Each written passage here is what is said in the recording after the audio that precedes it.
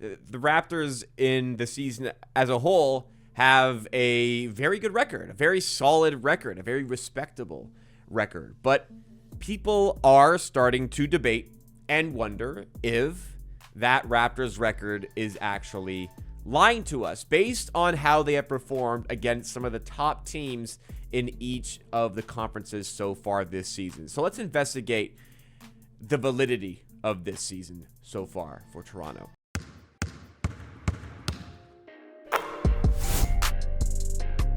And this comes off the back of another loss to the New York Knicks this season. The Raptors now, against especially the top teams in the Eastern Conference, it's been a little bit tough. They haven't played the Pistons yet, but they are 0-3 against the Celtics. They are 0-3 against the Knicks. And of those losses to each of those teams, it is a little bit important to note as well that a bunch of those haven't really been particularly close. It wasn't like the Raptors have lost nail-biters here. As far as the Knicks, they lost in the recent game 119-92 despite leading for most of the game. Crazy. They led for most of the game and got absolutely destroyed like that. They just completely fell apart late. Like from the mid-third quarter onward, they just completely imploded. Knicks were making everything. Raptors couldn't make anything. Against the Knicks as well, they lost by 16 here. Pretty resounding win. And quite the blowout here as well. 116-94 away at MSG for that one there. So resounding against the Knicks. These ones against the Celtics. This one I think was kind of close. 121-113. So maybe there's that. This was a pretty comfortable win for the Celtics on December 20th. The most recent loss to the Celtics, 125-117.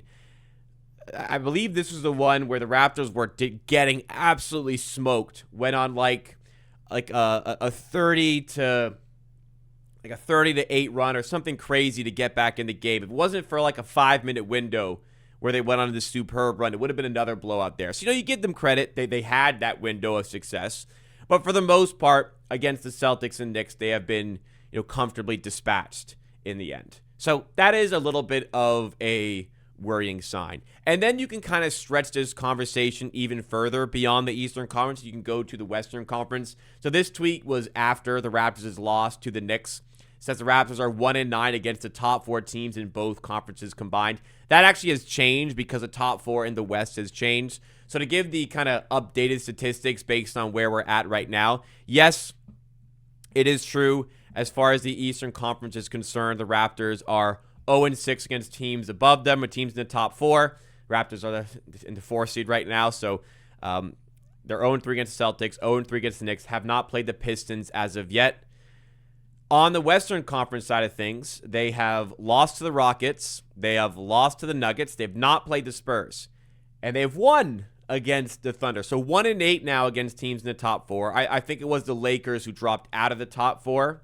And therefore, we've lost to the Lakers twice. So against like some of the top teams, like we've lost them twice, the Lakers, there have been some issues for the Raptors. And there is a little bit of concern on that front because the Raptors have one of the more difficult remaining schedules in the NBA. So they're going to have to start beating some of these good teams if they really do want to solidify themselves as one of the better teams and maybe a playoff team in the NBA. Actually, I've heard all this talk on like their schedule being difficult. It's actually middle of the pack in terms of difficulty on the schedule remaining. But it is important to note, we played the Knicks 3 times. One of those was actually in the in-season tournament, NBA Cup. So the Raptors still have to play them 2 more times. They still have to play the Celtics another time. They still have to play the Pistons. They have to play them 3 more times. 3 times. Right, 3 times. So we still have to play this Pistons 3 times. We still have to play the Spurs. So what exactly should we gather from the information here? Well, the 1-8 record against top 4 teams in the East, it is a little bit, it's not really cherry picked because it is the top 4 teams, but also like part of it can be a bit unfair. Like I know we haven't played the Pistons, but we have played the Cavs. If the Cavs had half a game on us, they would then be the 4 seed, and then we could say, well, we've beaten the Cavs 3 times now. We have beaten the Cavs all 3 times we played in the season. Granted, they've been a lot better lately, and we beat them when they were struggling to start the season, but we have beaten the Cavs 3 times. One of those wins was recently against the Thunder. In terms of the games against the Knicks, okay, maybe a couple of them not so great losses for the Raptors, but one of them in particular, the Raptors were on the second night of a back-to-back after a grueling OT loss to the Charlotte Hornets. Pirtle was injured for this game. We don't have a big that can match up against him. And you know what? For the Knicks in this game, the Knicks were second night of the back-to-back, but Raptors didn't have a big to throw on Karl Anthony Towns. Karl Anthony Towns couldn't be stopped on the glass. He had a crap game, but the Raptors couldn't stop him on the glass. He had 22 rebounds in this game. No Jakob Poeltl for this one as well. It was the first game back from a West Coast road trip, which isn't always the best spot for a team because you're tired. I know they had 2 days off compared to the Knicks, but it can be a little bit of reasoning towards it. But, not trying to defend it. It is a record that does pose some concern to the Raptors. And I think where a lot of the games have gone wrong against some of these better teams is the lack of size. Like the Nuggets loss on, I think it was New Year's Eve, was pretty bad because they were missing so many players. That one was pretty bad. But the ones against the Celtics, one in particular where Jakob Poeltl was playing and they just continued to pick on him all game. That must have been the game where the Raptors went, okay, clearly Yak's not healthy. He needs a lot of time out to get this back situation sorted. But the Raptors, after all, are doing this. They are 29-20. They were not expected to be this high. And they are doing this right now without ever having had a Jakob Poeltl healthy this season. He's missed I think at this point, 60% of the season so far for the Raptors. They are doing this while being one of the worst three-point shooting teams in the NBA. So there is talent here. I think what it ends up coming down to is maybe a bit of a lack of presence defensively in the form of a big. We've missed that this season. That should be a big part. We still have had a good defense. I think where the problems are a bit more prominent are when we get into these shootouts. And the second half against the Knicks really became a shootout. And a lot of the games against the Celtics have been that because of how good of a three-point shooting team they are. When the Raptors get put into shootout, they start to struggle. The Raptors have had a ton of success in these scrappier games this season because they have enough talent to manufacture enough offense, and their defense has been good enough to get over the line in so many of these scrappy games this season. When they have to really dial up the offense and it gets into a shootout, they can struggle. They just don't have the shooters or the floor spacing that's adequate enough for these types of games, for these types of battles. So I think that's the largest reason why there are issues right now against certainly the Knicks and Celtics and some teams in the West. So what does it mean for the team going forward? Well,